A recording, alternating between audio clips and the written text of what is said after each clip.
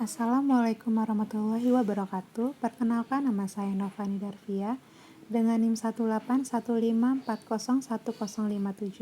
dari Politeknik Kesehatan Tanjung Karang, jurusan D3 Kebidanan Tanjung Karang. Di sini saya akan menjelaskan mengenai kehamilan ektopik terganggu. Kehamilan berawal dari sel telur yang telah dibuahi oleh sel sperma. Pada proses kehamilan normal, sel telur yang telah dibuahi akan menetap di tuba falopi selama kurang lebih 3 hari sebelum dilepaskan ke rahim. Di dalam rahim, sel telur yang telah dibuahi akan terus berkembang hingga masa persalinan tiba. Pada kehamilan ektopik, sel telur yang telah dibuahi tidak menempel pada rahim, melainkan pada organ lain. Tuba falopi adalah organ yang paling sering ditempeli sel telur pada kehamilan ektopik. Selain tuba falopi, kehamilan ektopik juga bisa terjadi di indung telur, leher rahim atau serviks, atau di rongga perut. Jadi, kehamilan ektopik terganggu adalah hamil di luar kandungan atau rahim. Kondisi ini dapat menyebabkan pendarahan dari vagina dan nyeri hebat di panggul atau perut bawah. Untuk penyebab dari kehamilan ektopik itu sendiri belum diketahui secara pasti apa yang menyebabkan kehamilan ektopik.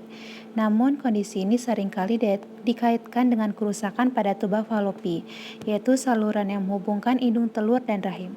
Kerusakan tuba falopi dapat disebabkan oleh faktor genetik, bawaan lahir, ketidakseimbangan hormon, peradangan akibat infeksi atau prosedur medis, perkembangan organ reproduksi yang tidak normal.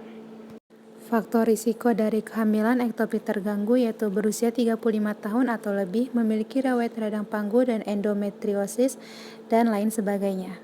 Gejala kehamilan ektopik cenderung tidak menunjukkan gejala pada tahap awal. Tanda awal kehamilan ektopik mirip dengan kehamilan biasa, seperti mual, payudara mengeras, dan menstruasi terhenti.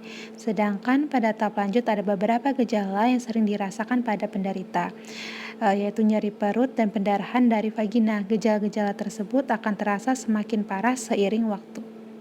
Selanjutnya, diagnosis kehamilan ektopik itu bisa dengan USG transvaginal untuk memastikan terjadinya kehamilan ektopik. Selain itu, bisa juga untuk melihat kondisi organ reproduksi pasien dan juga dapat memastikan lokasi kehamilan secara akurat.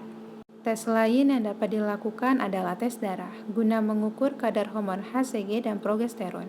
Pada kehamilan ektopik, kadar kedua hormon tersebut cenderung lebih rendah dibandingkan kehamilan normal.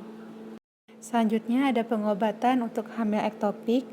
Pada kehamilan ektopik tahap awal dapat diatasi dengan suntik methotrexate. Obat ini akan menghentikan pertumbuhan sel ektopik sekaligus menghancurkan sel yang sudah terbentuk. Pilihan lain untuk mengatasi kehamilan ektopik adalah dengan operasi lubang kunci atau laparoskopi. Operasi laparoskopi dengan mengangkat jaringan ektopik dan bagian tuba falopi tempat jaringan ektopik menempel. Untuk menangani pasien yang mengalami pendarahan berat akibat kehamilan ektopik, dapat dilakukan tindakan berupa laparotomi. Operasi laparotomi ini dapat membuat sayatan besar di perut sebagai jalan untuk mengangkat jaringan ektopik dan tuba falopi yang pecah. Selanjutnya mengenai pencegahan kehamilan ektopik. Kehamilan ektopik tidak bisa dicegah, tetapi risiko untuk mengalami kondisi ini dapat diturunkan. Ada sejumlah cara yang bisa dilakukan, diantaranya hindari perilaku seks yang beresiko dan hindari juga merokok sejak sebelum hamil. Ibu hamil juga dapat segera periksakan diri ke dokter bila muncul sejumlah gejala berikut ini. Sekian video yang telah saya sampaikan. Wassalamualaikum warahmatullahi wabarakatuh.